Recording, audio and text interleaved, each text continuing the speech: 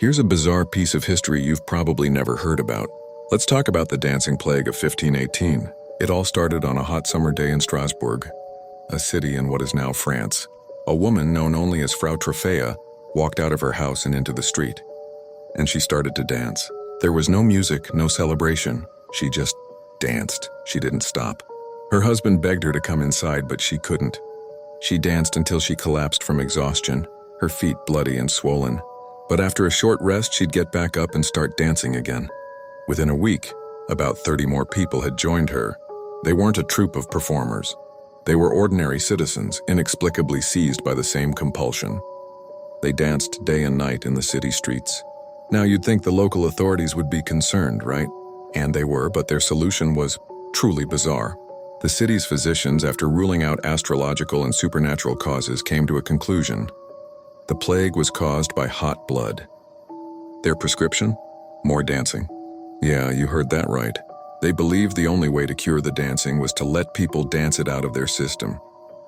So the city council cleared out a guild hall and even built a wooden stage in the open-air market.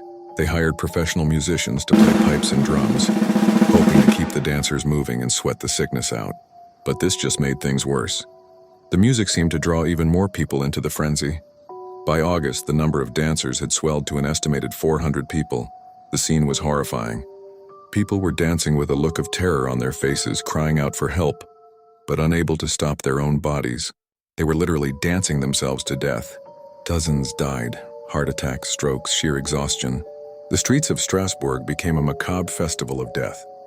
Finally, the authorities realized their plan had backfired spectacularly. They banned all public dancing and music.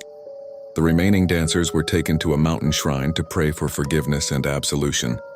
And then, as mysteriously as it began, the dancing plague faded away. To this day, no one knows for sure what caused it.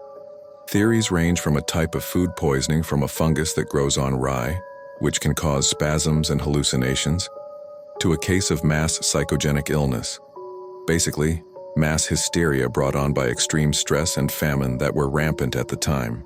Whatever the cause, it's a chilling reminder of a time when an entire city was gripped by an uncontrollable urge to dance, right up to their graves.